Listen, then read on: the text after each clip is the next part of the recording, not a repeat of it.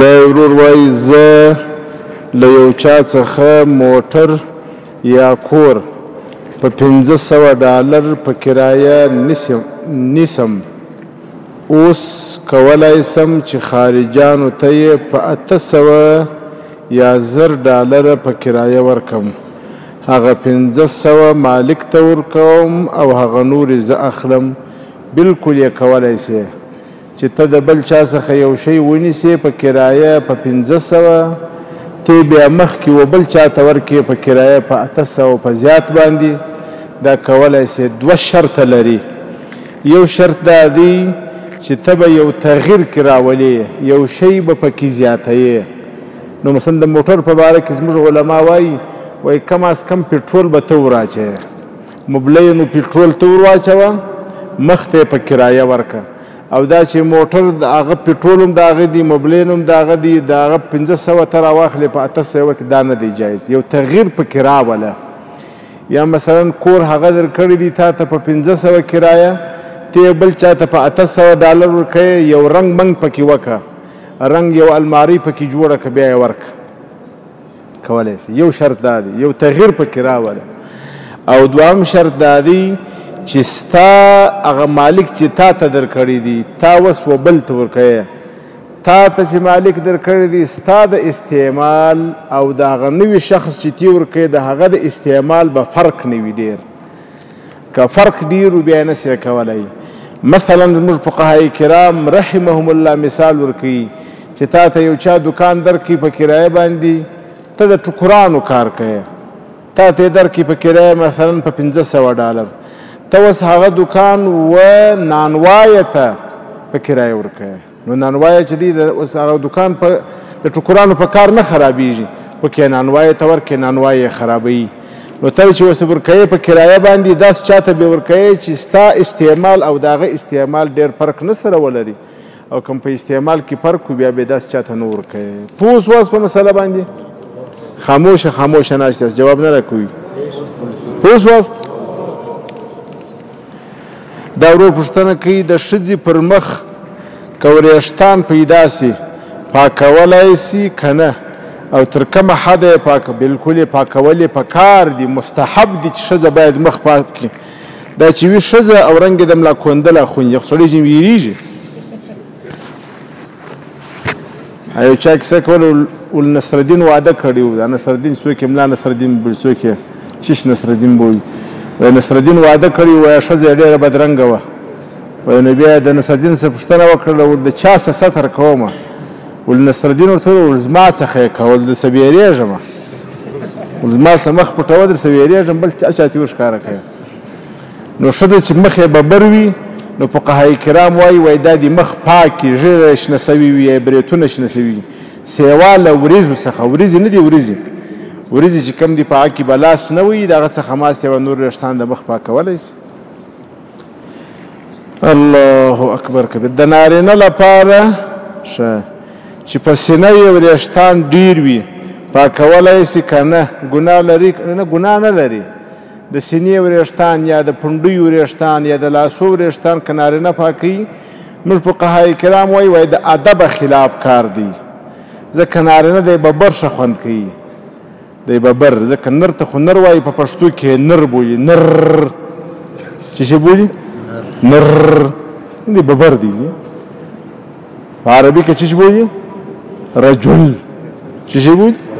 رجل. دی دروندوالی پکښې دی. نو نر د زمری غوندې باید وي، او زمری به تاسو نه لیدلی چې دی شوی زمری دی ببري. نو پاکولی سي، خو وایي د ادب خلاف کار دی، ګناه پکې نشته، خو داسې سره بیا خونده کار دی. یک مرد همسر خود را لت کرده، دختر در شفاخانه بستر است دعا برایش کنی. اینمی مرد کی است؟ مرد نیست، اینمی خسره است. خسره میگوی؟ نرشزی څه وایي؟ ایزک.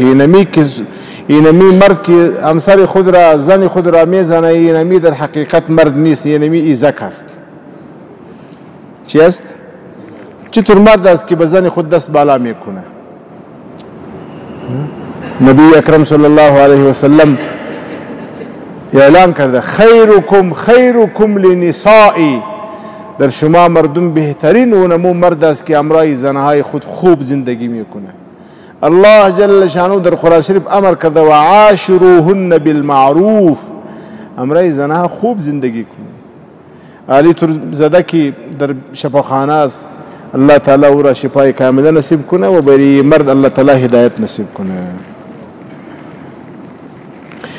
شیخ صاحب مبارکه که یو څوک په موبایل کې تلاوت کوي څنګه ده؟ بالکل صحیح ده، مشکل نه لري. په قرآن شریف کې چې سړی په دا مصحف کې تلاوت کوي، دا مصحف چې اوس دلته پروت دی، دا چاپ د نبی علیه السلام په زمانه کې دا کاغذ نه و نه دا چاپ و، د نبی علیه السلام په زمانه کې پر لرګو نوشته و، پر کاڼو نوشته و، پر اډوکو نوشته و، پر پوستکو نوشته و. نو په دې کې سړی تلاوت کوي څنګه دی؟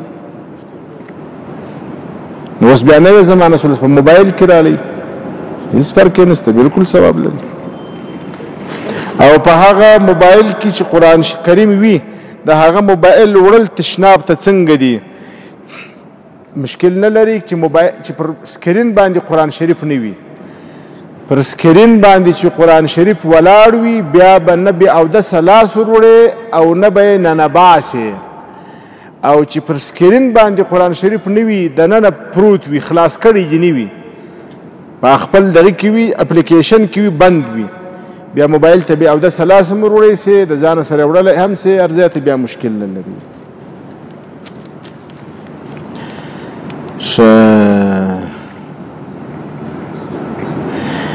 محترمه شیخ صاحب صحت او عافیت مو له چشتن متعال څخه غواړم. آمین. ستا سره زما پوښتنه داسې ده چې یو خور د پلار په میراث کې حق لري، خو جلا کړی یې نه وي،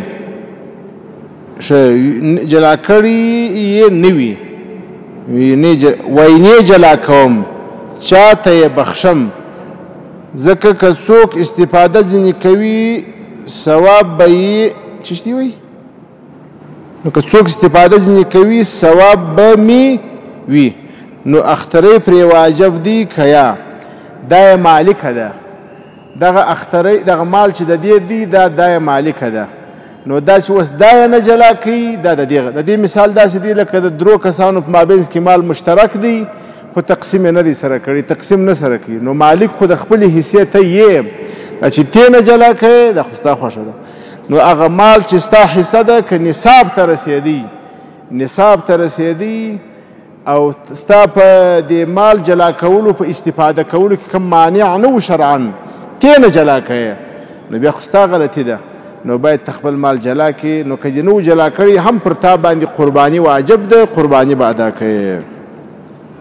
زموږ تاسې حاجي مولوي صاحب راغلی و، ګوره ولاړې دا دي، دعا ورته وکړي. دغه حاجي مولوي صاحب زموږ تاسې د کابل د ټوله ستړیاو مسؤل دغه حاجي مولوي صاحب دی، الله پاک دې ډېر اجر وکړي. ټوله په اجتماع دعا ورته وکړي. زموږ تاسې د کابل د ترافیکو رئیس دی، الله پاک دې په عمر و مال و اولاد کې برکتونه رواچي.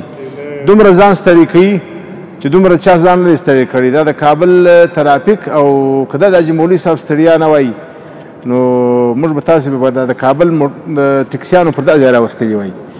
زه خو په خاصو اوقاتو کې هم دعا ورته کوم، تاسې ټول امین به ووایاست. الله پاک دې په کور و مال و اولاد کې برکتونه راولي، الله پاک دې ښه صحت و عافیت ورته نصیب کړي. حاجي مولوي صاحب که زه اجازه در کوم مشکل نه دی، خالي دعا په آخر کې کوله، خو اوس هم درته کوم. بیا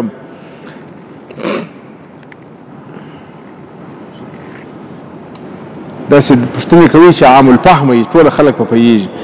داسې پوښتنې چې خلک نه په پوهېږي، هغلته په مجمع کې مه کوئ.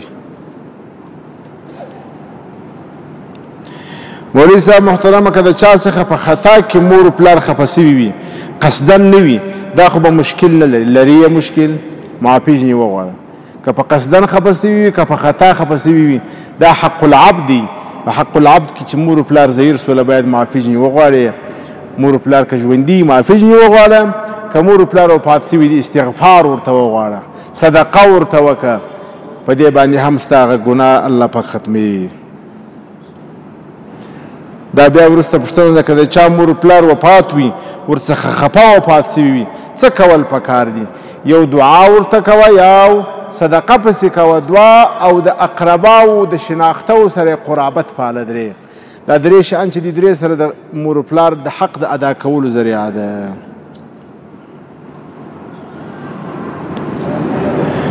السلام علیکم. السلام. موږ دعا ته ډېر احتیاج یو، خاص تا دعا ته. دلته د رازو دعا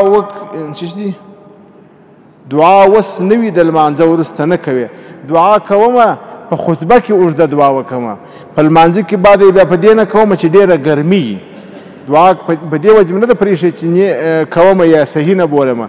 د لمانځه وروسته ډېره ګرمي، مجمع ډېره وي، هلته هم خلک وي، هلته هم خلک وي، هلته هم خلک وي. نو د مسلمانانو نبی علیه السلام مبارک وایي زه په لمانځه کې تلاوت شروع کړمه، بیا د یو په هغه زمانه کې ښځې هم مسجد ته راتللې، د ښځو سره به ماشومان هم ورسره وه.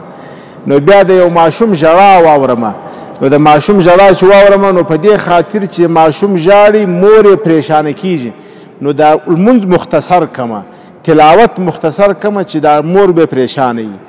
نو زه په دې وجه باندې کله کله لمونځ دعا پرېږدم، اوس نن تلاوت هم مختصر وکړي په دې خاطر چې په مسجد کې ډېر سخته ګرمي ده، خلک چې ډېر سي په مسجد کې ګرمي، نو چې ګرمي خلک په تکلیف کېږي، نو په دا خاطر یې مختکنې دعا خو پکار ده، ډېره مجمع ده دعا قبلیږي، خو په دا خاطر باندې چې خلک دي ګرمي ده د باندې خلک لمر ته ولاړ وي، هلته ولاړ وي، هلته ولاړ وي، نو په دا خاطر باندې دعا نه وکړم. کنې دعا زما خپل زړه غواړي، زه خو ایر کنډیشن ته ولاړ یم، ما ته خو مشکل نه دی دعا کول.